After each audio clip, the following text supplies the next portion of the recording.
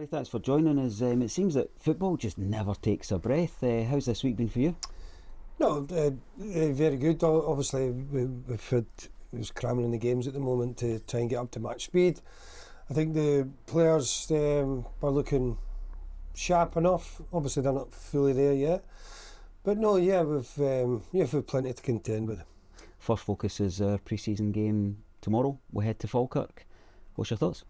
I just thought it's a good game for us. Obviously, a good test. They're a Premier League team now. They've got a lot of very good attacking players. I thought it's a game that they can move us about a bit. We can move them about. It'll be a game of. It will be difficult and hard, which will help put miles in the legs. They'll also test us tactically, structurally. So it's good to work on a few of that things as well. So. So it's a really difficult game for us, but one that I think can help us prep properly for next week against Elgin. Going to ask one of the trade secrets. How do these games come about? Do we approach Falkirk? Do they come to us? Is it a bit of a mix and match across the divisions? That's a bit of a mix and match. I think if clubs go away abroad, you can organise games, but like John Potter will circulate and speak to some people. We're looking for a game, and a lot of other teams are looking for the same sort of thing. Obviously, you don't want to play teams in your own league if it's avoidable, but so we like to be quite organised here. I actually had pre-season planned before the end of the season last year. It was already all planned, but what we wanted to do and how we wanted to do it, so that's normally how it works. Will you be looking at a week focused on the training pitch next week, with Falkirk being our last pre-season game, or will you maybe take in a closed doors fixture? No, that'll be us, and we'll taper down next week. We'll have to come off the players a little bit. It'll still be difficult sessions, but they'll be more concentrated on getting that sharpness, the twist and the turn, that explosiveness. That's what we're looking for. That's what we'll be coming down to next week. So then we'll go in with our normal periodised week. You've had Jack Hamilton in your eye line fully involved in training this week. How's he shaping up? What do you make of him?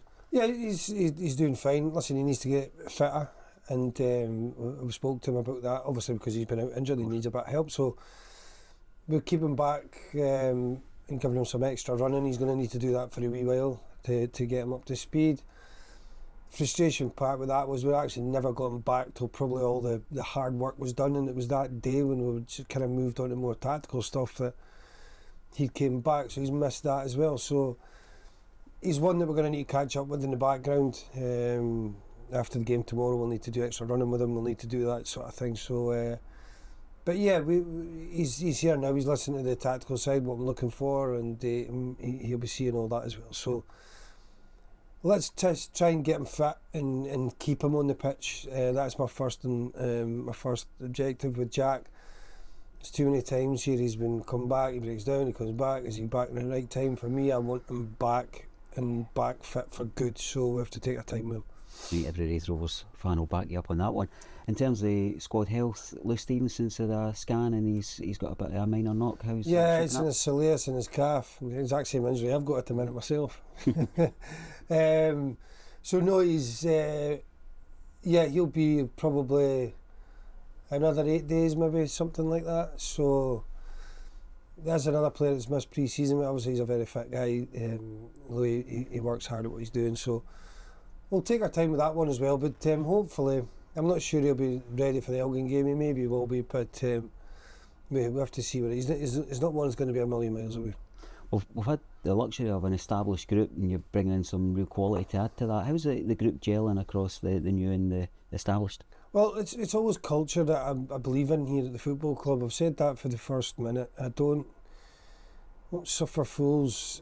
I need players to be respectful, hard working and good teammates. Now, not everybody always gets on, but when we want to get somewhere as a team, you've got to be able to help each other out and be good teammates. So I won't accept any bad players in the dressing room. There's none of that here. They're all great and they'll help each other out in there. They know that my door's always open, the staff's door's always open for them, so if they need any help, we're there for them. Great. And Paul McMillan's joined in the training now as a Raith Rovers player.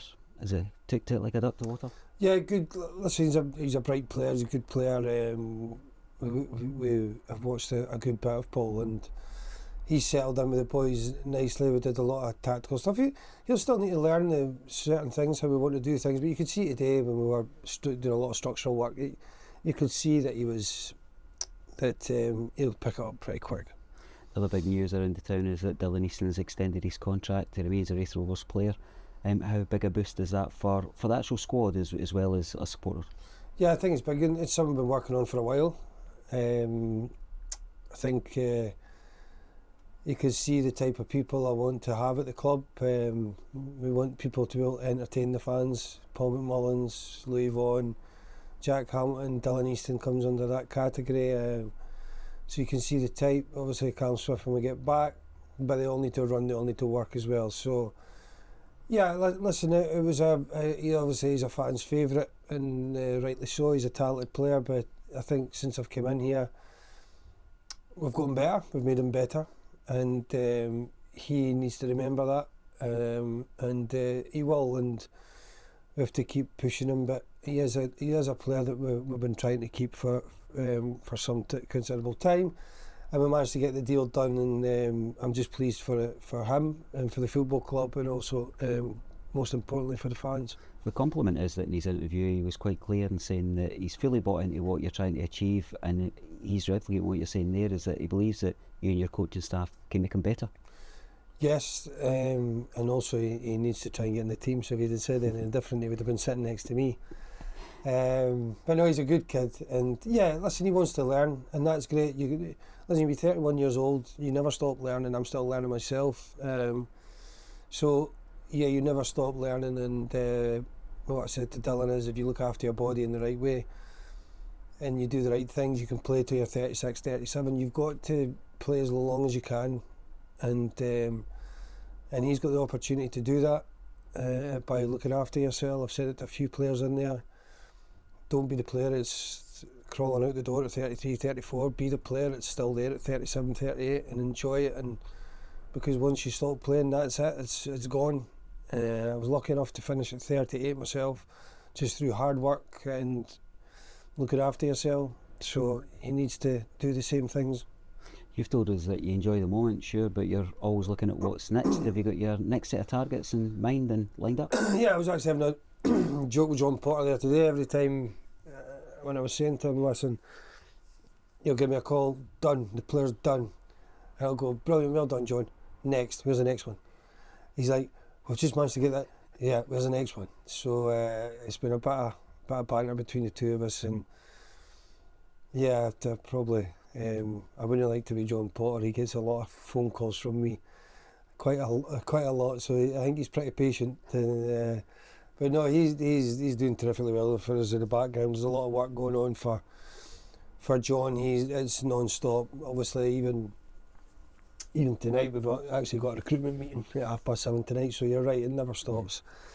Everybody's wives will be falling out with me, but no. So yeah, we've got a recruitment meeting again tonight, and yeah, listen, we've got documents all planned, targets, we've got all that. We try to be organised as a football club, we try to do things right. Doesn't always mean you're going to get the players that you want, but yeah, we are still at it at the minute. We know you do a grand job of keeping us up to date. We'll be here when news breaks. Let's look forward to tomorrow, and thanks for your time, Barry. Thank you, cheers guys.